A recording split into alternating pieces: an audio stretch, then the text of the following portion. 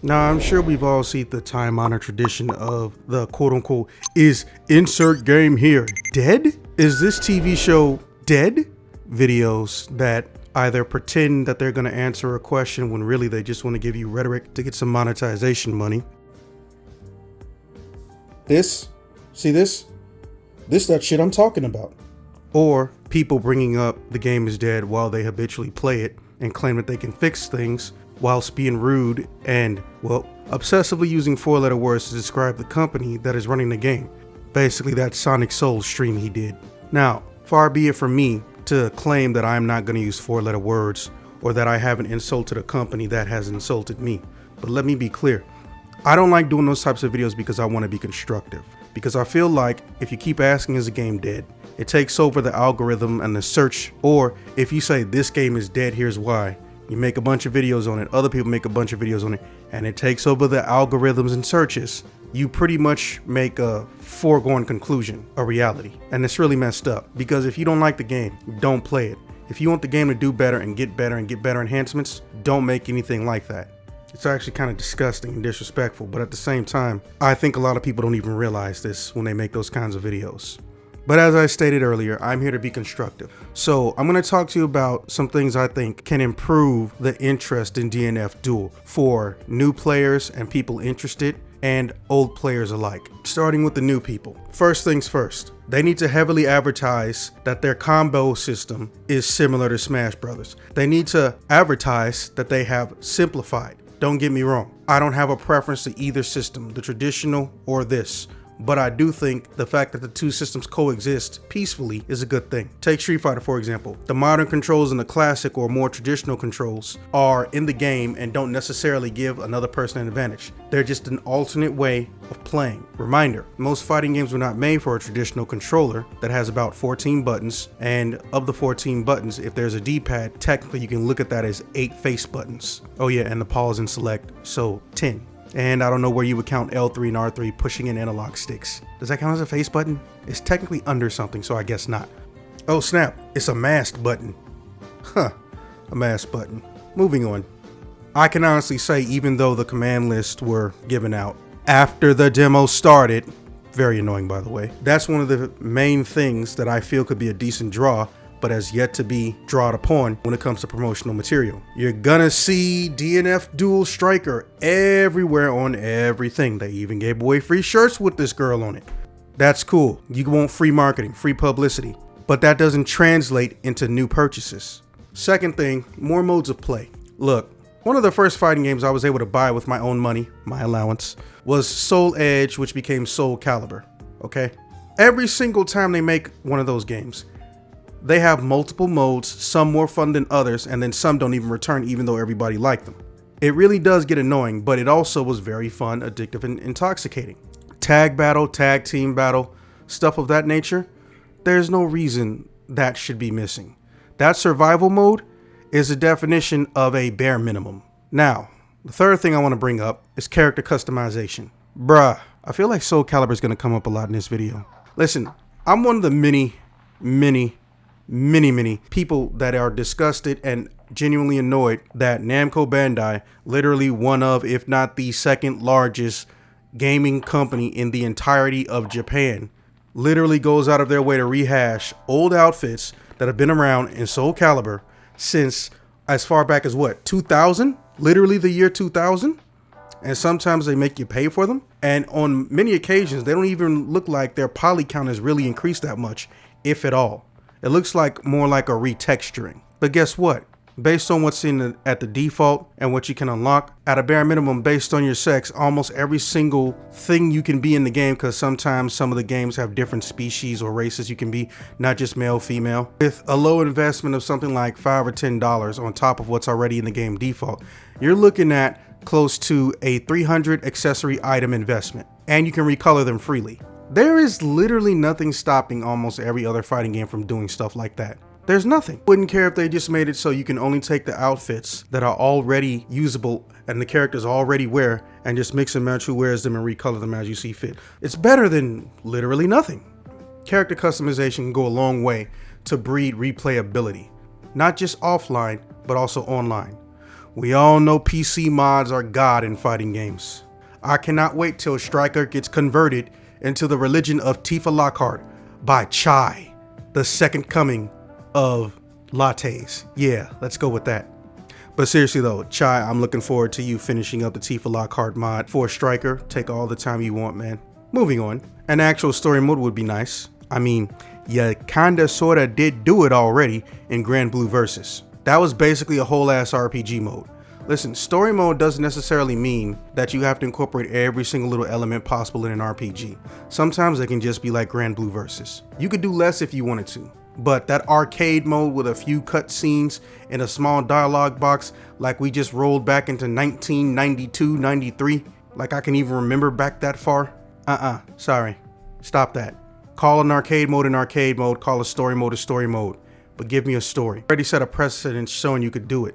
If you want to make a movie like you did with Guilty Gear, it'll be a little bit annoying, but at least make it more like a movie. I shouldn't be clicking any boxes like I had to do in Guilty Gear Xrd. Now, this is just to provide a little bit more detail.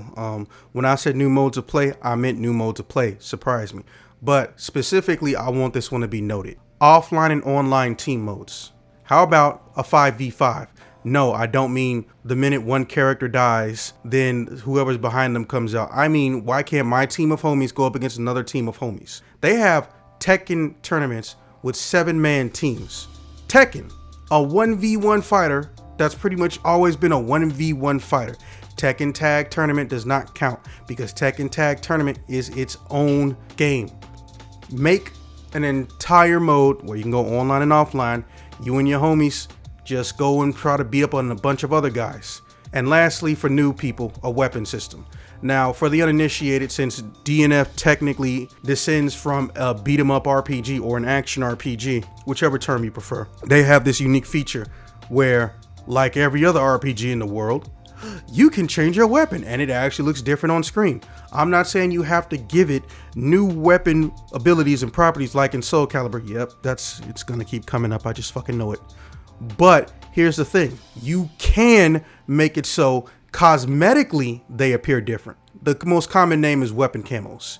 You see it a lot in games like Phantasy Star Online or long-running MMOs. Instead of giving a character a new weapon, which could throw off the balance of the game because, you know, no one's going to want a new weapon if it's inferior to everything that's already out there and readily available in the game. You can make one that just has a cool design. Yeah, they can be based on real weapons in the game. You could even have a contest. It's so many ways you could just enhance it for new players. Okay, let's move on to you know, old fogies like me. The guys who've been here since day zero. Assist attacks. Look, from its core, almost every single dungeon fighter game was never meant to be solo or single player, okay? Even if you played by yourself, you have the option to get a premium assist enemy, monster, or NPC to help you in certain quests. And there's basically no limit to it. Well, there is a canonical limit to it, but essentially there's nothing stopping you from using them in practically every type of quest that the game has, short of possibly having a full party. I'm not too sure. I'm gonna possibly check on that later on. But there's nothing that you lose from the addition of an assist attack. But kind of sort of going off of that, 2v2 or 3v3 mode. Again, this game franchise was never solo and meant to be solo from its inception. Even DNF Overkill and that other one that we have coming were never intentionally meant to portray themselves as single player games.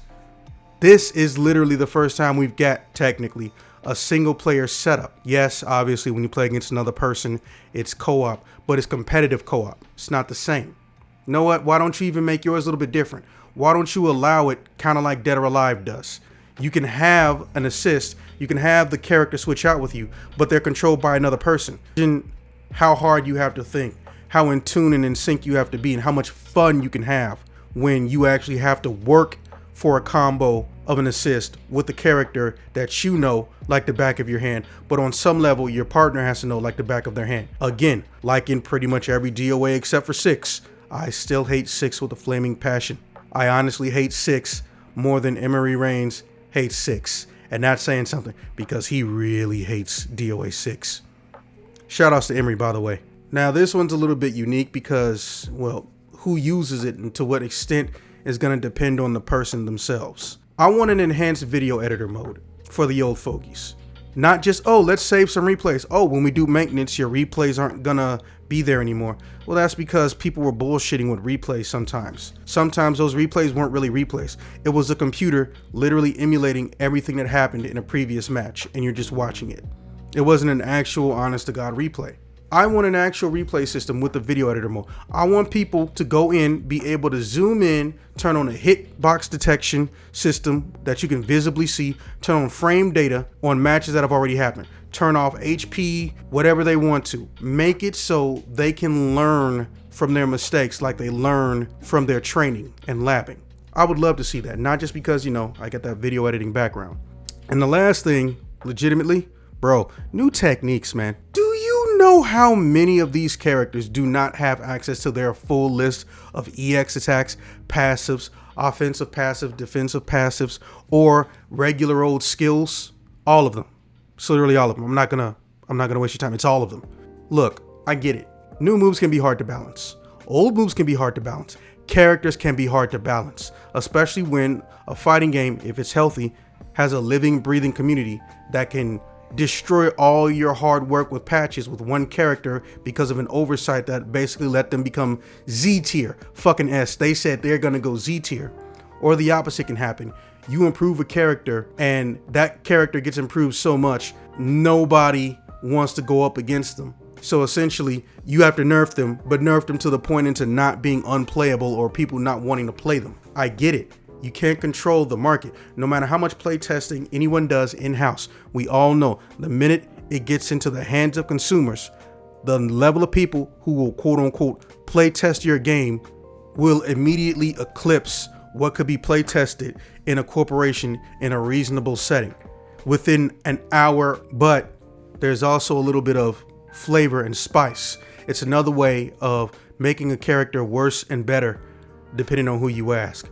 The reason I want it is because the techniques are so varied and unique that it almost feels like a disservice to have the characters never gain any more new moves after what we have now. In the case of Street Fighter and other fighting games, it's at their discretion because they're just fighting game characters. And sometimes they have moves that didn't carry over, and sometimes they have moves that don't show up until DLC expansion, blah, blah, blah, that get enhanced or how it works is modified. This is different.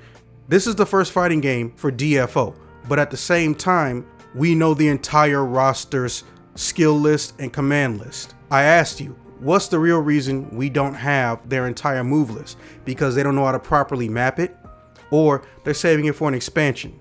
Who knows? But I know that every single character has an untapped potential. In fact, most recently, they started introducing Neo classes. Instead of taking a class and then deviating upon deviation, they pretty much reset it. So now there is Striker and there is Neo Striker. You can't even access Neo Striker till you get to level 100.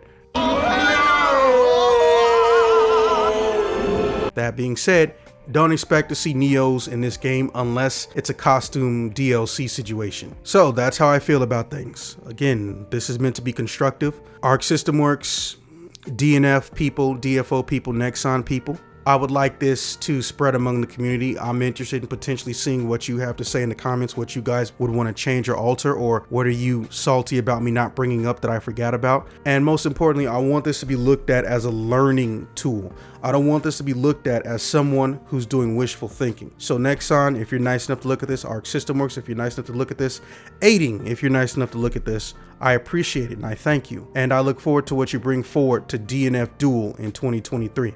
But please rest assured, do not neglect the possibilities of getting new people by adding new features and new modes. Thank you for your time. In the 2 cent aisle. Peace.